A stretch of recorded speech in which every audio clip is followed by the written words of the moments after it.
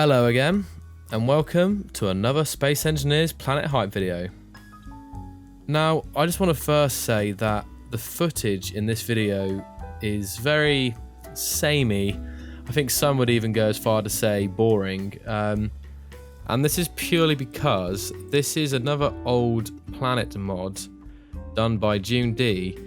And the problem with this one was that I only ever recorded it once, and the footage you see now was recorded 6 months ago and just put together now, and I wasn't able to record any footage in the last week, so I kind of had to recycle and make do with what I already had.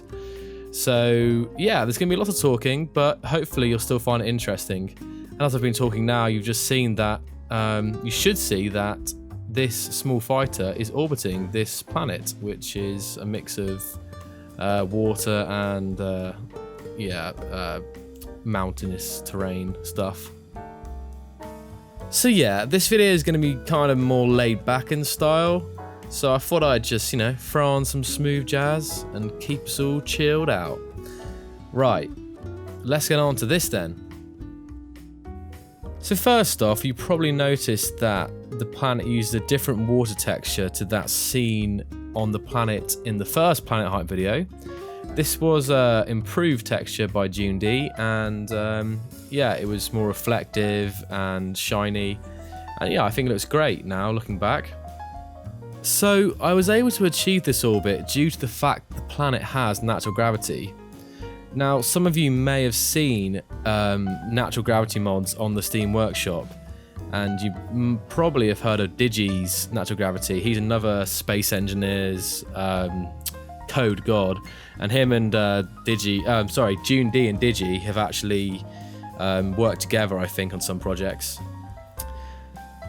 But anyway, when June D first approached me and told me what he had got, he was like, "Hey Zoc, you need to check out this planet of natural gravity." The first thing that came to mind was orbiting, because I would love to be able to do that.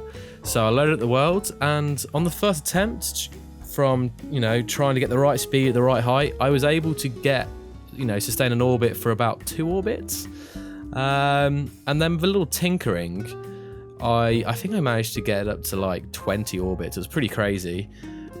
But I'm sure if you took the time to get it just right, or even worked it out mathematically, using the mass of the ship, the radius of the planet, gravitational field strength, etc., etc., you could. There's a good chance you would achieve virtually infinite orbits. I did study physics, but my knowledge of orbits and such things is a bit dodgy now. It shouldn't be. But I kind of thought about it. If I got too high at one point, I would slow down, or I would thrust towards the center of the planet at the highest point, and if I was at the lowest point, I would speed up and thrust outwards away from the planet. The words apoapsis and periapsis come to mind, but I can't quite remember which one's which. I think go play Kerbal Space Program if you want to learn more about that kind of stuff. So I think that's probably the easiest way to learn orbiting mechanics. At this point in the video, I speeded up the footage by 4 times just so you can see this fighter orbit quickly. It's quite cool as you see the sun move across the sky from our perspective. Here it is coming up. It's on the edge. Here it is. One of the reasons why I'm hoping that they'll be orbiting with official planets in Space Engineers at some point is that I think it'd be awesome to have communication satellites and surveillance satellites that you could send around the whole planet, and you could relay the information back to your base basically, and keep an eye on all corners of the planet. So now we're on to the final bit of footage, and once again we're looking at the fighter from a different angle. And the last thing that I would like to talk about today is, what is the actual chance of us seeing orbital mechanics in Space Engineers at some point?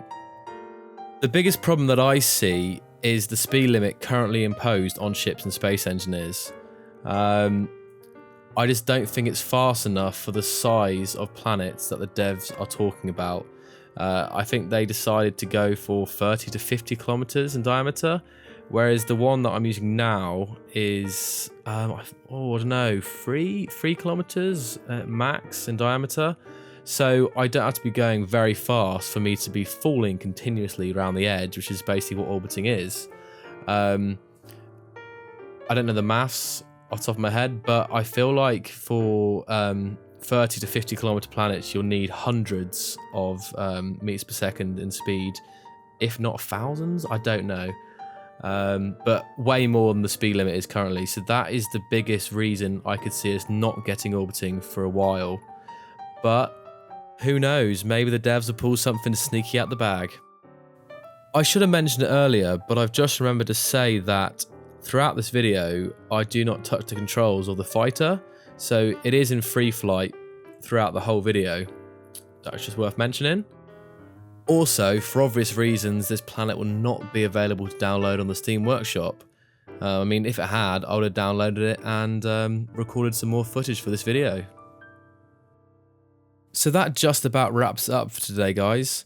Yeah, my apologies again if this video was below my normal quality.